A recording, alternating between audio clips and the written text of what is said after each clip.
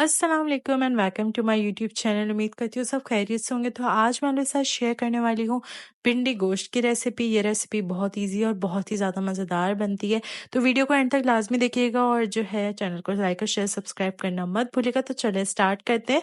सबसे पहले यहाँ पे मैंने आधा पाव भिंडी ले ली थी। भिंडी की जो है वो हमें कटिंग करनी है। कटिंग किस तरह से करनी है, सबसे पहले इसका अपर और लोअर पार्ट रिमूव कर देंगे। उसके बाद फिर जो है हम इसको इतने ही साइज में रखेंगे।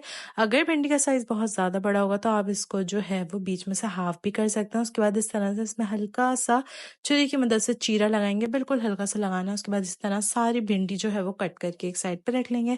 उसके बाद एक पैन में 2 टेबल स्पून ऑयल लेंगे। ऑयल लेने के बाद इसमें जो है हम जो है वो कटी हुई भिंडी मैंने एक साइड पे जो करके रख ली थी, उसको जो है पैन में जब ऑयल गर्म हो जाएगा तो फिर इसमें भिंडी ऐड करेंगे और इसको तकरीबन 5 से 6 मिनट के लिए बिल्कुल मीडियम फ्लेम पे हल्का हल्का जो है इसको सौते कर लेंगे और इसको एक प्लेट में डिश आउट करके रख लेंगे। बाद में इसको हम यूज़ करेंगे। तो चलें स्टार्ट करते हैं सालन बनाना। सालन के लिए हम सबसे पहले जो है वो एक देगची में हाफ कप ऑयल ले लेंगे। हाफ कप ऑयल लेने के बाद यहाँ पे मैंने 2 अदद मीडियम साइज की प्याज को जो है वो इस तरह से स्लाइस करके रख लिया था। उसके बाद प्याज को अच्छे से हमें गोल्डन फ्राई करना है। इतना फ्राई करना है कि गोल्डन हो, जले ना, बिल्कुल लाइट लाइट सी गोल्डन हो, वो आप आके देख लेंगे। उसके बाद हम इसमें ऐड करेंगे खड़े मसाले। खड़े मसाले में मैंने यहाँ पे लौंग, बड़ी इलायची, दालचीनी और काली मिर्च ऐड की हैं। क्वांटिटीज़ मैंने जो है वो इंग्रेडिएंट्स जो भी हैं वो मैंने मेंशन कर दिए हैं। उसके बाद हम इन सब चीज़ों को अच्छे से एक बार फ्राई कर लेंगे। फ्राई करने के बाद हम जो है वो प्याज को गोल्डन होने के लिए छोड़ देंगे। मीडियम फ्लेम पे रखना है ताकि ये प्याज जो है वो एकदम से जलने ना लगे। उसके बाद हम जो है अब आप देख सकते हैं यहाँ पे बिल्कुल लाइट लाइट से गोल्डन भी हो गई थी और थोड़ी थोड़ी सी पिंक भी थी। तो अब इसमें हम ऐड करेंगे अदरक लहसुन का पेस्ट। अदरक लहसुन का पेस्ट यहाँ पे मैंने 1 टेबल स्पून ले लिया था। उसके बाद फिर जो है 3 से 4 मिनट के लिए अदरक लहसुन का पेस्ट को हम प्याज में इस तरह से फ्राई कर लेंगे। उसके बाद फिर जो है हम नेक्स्ट स्टेप की तरफ बढ़ेंगे अपने। उसके बाद हमें ऐड करने हैं टमाटर। टमाटर जो है यहाँ पे टमाटर भी मैंने 2 अदद ही लिए थे। 2 अदद टमाटर को लेके मैंने उसका छिलका रिमूव करके उसको इस तरह से छोटे छोटे चॉप कर लिए थे। अब जो है इसको भी अच्छे से प्याज और अदरक लहसुन में फ्राई करेंगे। 3 से 4 मिनट के लिए टमाटर को भी फ्राई करेंगे। तीनों चीज़ों को हमें अच्छे से फ्राई कर लेना है। उसके बाद हम ऐड करेंगे गोश्त। गोश्त यहाँ पे जो है वो मैंने 1.5 पाव जितना लिया था। उसके बाद फिर जो है इसको हम फ्राई करेंगे। गोश्त को भी टमाटर और प्याज के साथ अच्छे से भुनना है ताकि गोश्त की जो स्मेल है वो जो है वो चली जाए।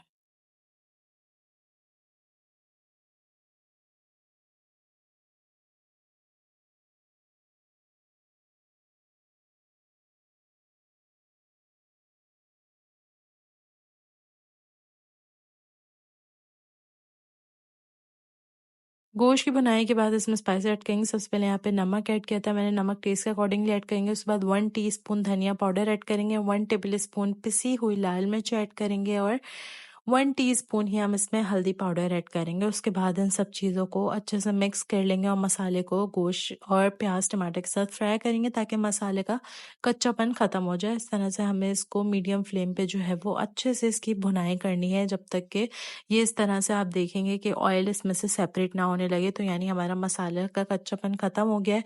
अब जो बारी है इसको पानी डालने की। पानी यहाँ पे मैंने ऐड किया है तकरीबन 2 कप भर कर, क्योंकि मैं इसको प्रेशर नहीं लगाऊंगी इसलिए मैंने 2 कप भर कर पानी ऐड किया था और इसको मैं डेगची में ही जो है वो पकने के लिए रख दूंगी इस तरह से। अब जो है 2 कप पानी ऐड करने के बाद हम इसमें एक उबाला लेकर आएंगे, यानी जब तक कि ये एक बॉयल आ जाएगा उसके बाद हम इसको कवर करके रख देंगे जब तक के लिए, जब तक हमारा जो है वो गोश्त अच्छे से गल ना जाए। हम इसको कुक करना है। अगर बीच में पानी आपको कम लगे और गोश्त गला हुआ ना लगे तो आप इसमें पानी और ऐड कर सकते हैं।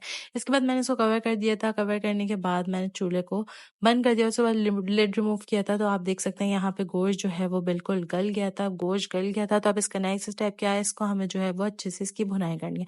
हाई फ्लेम पे इसकी भुनाई करेंगे। भुनाई इतनी करनी है कि जो है इसमें से ऑयल जो है वो सेपरेट हो जाए और जो है वो मसाला एक तरफ हो जाए। इतना ही हमें इसको जो है वो भुनना है। अब आप देख सकते हैं यहाँ पे इसकी अच्छे से भुनाई हो गई थी और ये ऑयल जो है वो सारा सेपरेट हो गया था। अब जो है इसमें हम ऐड करेंगे भिंडी, जो कि मैंने कट करके एक साइड पे कर ली थी, फ्राई करके रख दी थी, वो ऐड करेंगे। भिंडी हम इसमें ऐड कर देंगे।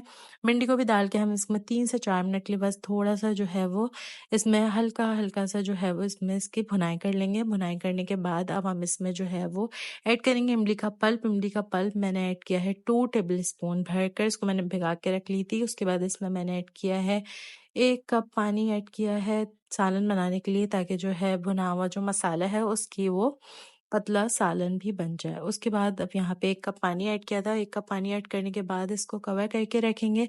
कवर इसको तकरीबन 3 से 4 मिनट के लिए करना है, ताकि भिंडी भी जो है वो थोड़ी-सी गल जाए।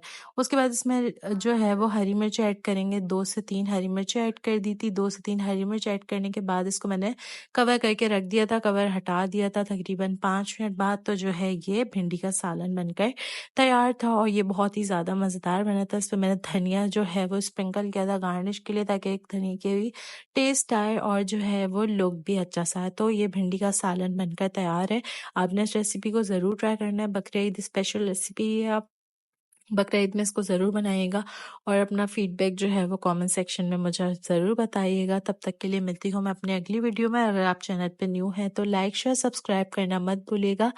अल्लाह हाफ़िज़। अपना बहुत सारा ख़्याल रखिएगा। मिलती हूँ अपनी नेक्स्ट वीडियो में।